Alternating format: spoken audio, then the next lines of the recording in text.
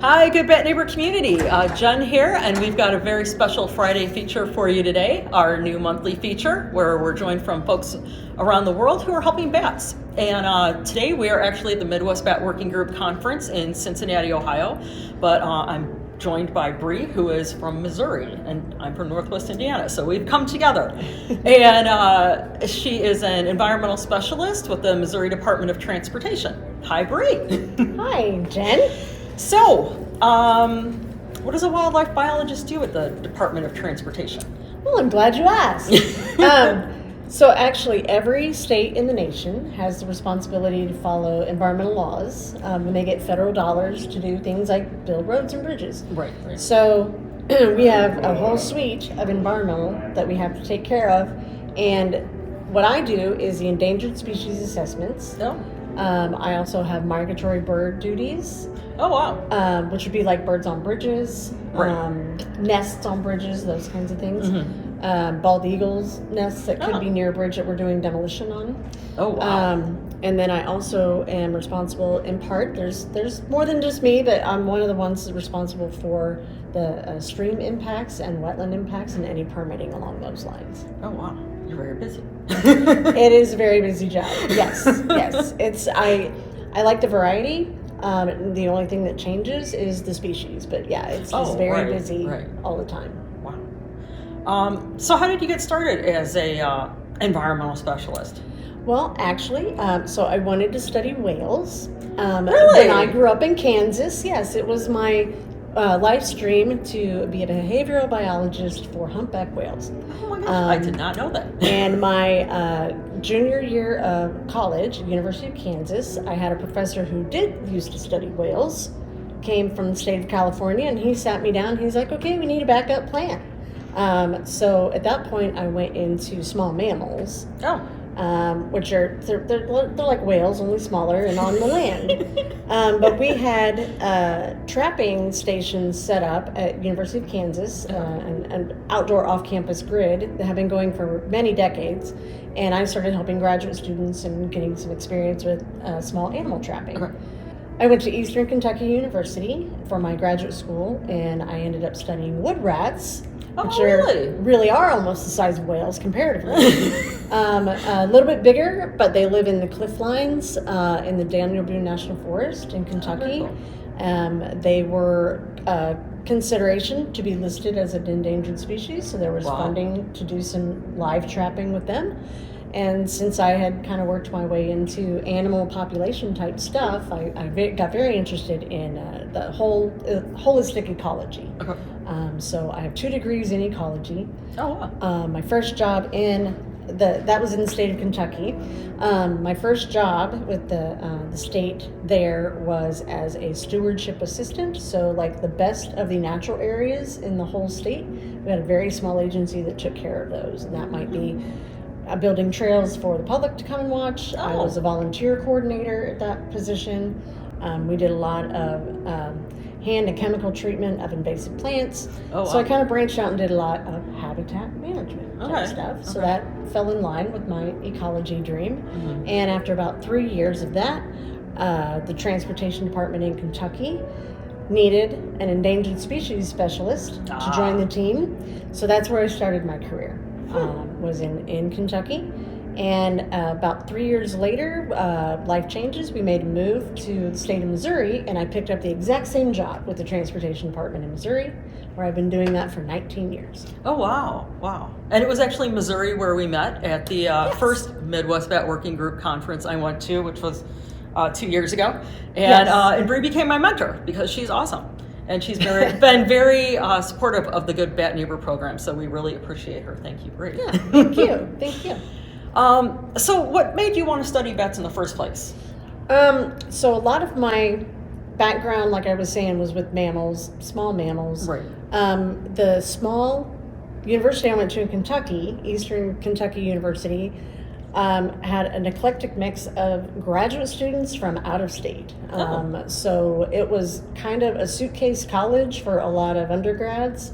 Okay. So the graduate students that came, and a lot of them, we didn't grow up in Kentucky. We weren't from the area. Yeah. So we all like banded together and helped each other do our field work. Okay. We were each other's field staff. So I worked with the folks that were trapping turtles and snakes. Oh. And we did electrofishing for fish species. Okay. And we did bird surveys, and my original study was going to be with raccoons, but like I said, we got federal funding to do wood rats, so I made the switch. And one of the groups of people that I got to know that became my field staff came out of the Wildlife Society chapter there at Eastern Kentucky University. And a lot of their undergrads were training under one of a very, very good naturalist there in Kentucky. And they were just game for doing everything. So they came out and volunteered to help me with my research. And I got to learn a lot of what they were doing. And they were doing things with bats, and they were doing things with herps, and going out in the field. So we just kind of started sharing stories and sharing experiences. Forward to the end of my career at my school career, I was presenting at meetings as a graduate student, which I highly recommend because you meet cool people. Yes. So I started going to the Southeastern Bat Diversity Network. Oh, all right. And Small Mammal Colloquium. So I went to present my wood rat data, and all the bat people in the Southeast were there too. So that was really my first connection. Okay. Well, then 3 years after I graduated, I went to work for the transportation department, as I said, and they did their own mist netting for bats. Oh. So on a regular day, we might, show up in the morning, put all the gear in the truck, and we were going to spend the night out under a bridge putting up mist nets and catching bats. Wow. And I had that experience in graduate school, so I knew what I was doing. Yeah. And it kind of bloomed from there. So really, a lot of my experience, like the very first volunteer stuff, was before I started my career. And then really bats grew into I only had experience during my career. So I really kind of lucked into it, really, if you want to think of it that way. Yeah. Wow, that's very cool. So, what do you do to be a good bat neighbor yourself personally? I do education locally. I'll do school group conversations. Nice. Not anymore, but in the past, I did mist netting for bats locally. So, like if the Department of Parks or if Conservation Department in Missouri is doing some research and they need, some extra hands, I would go out in the field with them because I had the bat netting experience already. Yeah. So we would keep up with that. So I help in-state, but really those are more along the lines of public education type stuff. So a lot of what you do is near and dear to my heart because that's kind of where I started, Yeah, definitely. Also, I think of myself as like an educator. I'm constantly learning. I like to constantly teach. Nice. So yeah, we do that, on a volunteer basis. I have also tried my hand at acetylene torch cutting. So industrial skills come along handy sometime. Wow.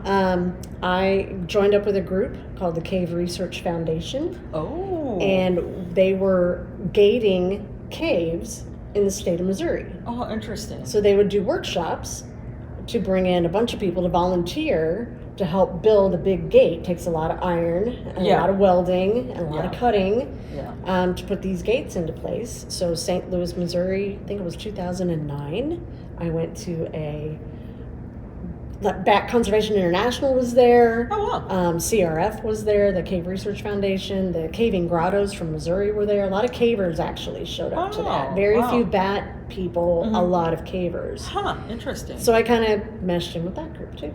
So now I go with some of the cavers and we do bioinventory. So that's usually work related. If we've got caves on our property, we'll ask for bioinventory and I'll go along. I also put up bat houses. So different places that I've lived, we've put up bat houses. We don't use pesticide in the yard. Awesome. I'm always checking for, the bats under the eaves and under the stairs. Nice. And I'm kind of the go-to person, I guess, maybe I don't want to say I am the, one of the go-to people in Missouri. I run a listserv, so whenever there's, bat information to share, or bat band or bat database type things to share, there's research going on, or there's this job, I run the bat listserv of for the state of Missouri. Very cool. So I volunteer still in a lot of capacities, even though I don't day-to-day catch bats for my livelihood.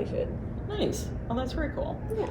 All right. Well, what is your favorite bat? Oh, the big brown bat.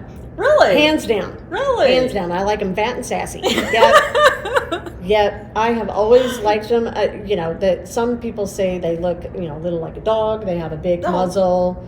But they're chunky and they're noisy. And you know what you've caught in the net when you walk up to it. You can hear them chewing through the strands of your net. They're my favorites. And they're kind of not ubiquitous, but you see them in urban landscapes and you see them in forested landscapes. Yeah. We've thankfully, knock on wood, still got a pretty good population. I know that all bats are, becoming troubled population-wise. Yeah. But yeah, big browns are probably my favorite ones. Nice. And for those of you in other countries where you have flying foxes, Australia, we're talking to you. The big browns are insectivores, so little bats, but the big versions of the little bats. So still tiny, but we call them big brown. The biggest bat, that we've got in the state of Missouri is the big brown bat, and the wingspan is about as big as the smallest fruit bats, but the body is only about as big as your fist. Yeah. They're still little guys, but they got some good chompers on them. Yeah. Well, geez, thank you so much for meeting up with us today. I appreciate it. And thank you all out there for joining us. And we'll be catching up with you soon on some more bat work. Thank you. That's right. It's really good to see you. Thank you. It's good to see you, too. It's awesome. Thanks a lot, guys.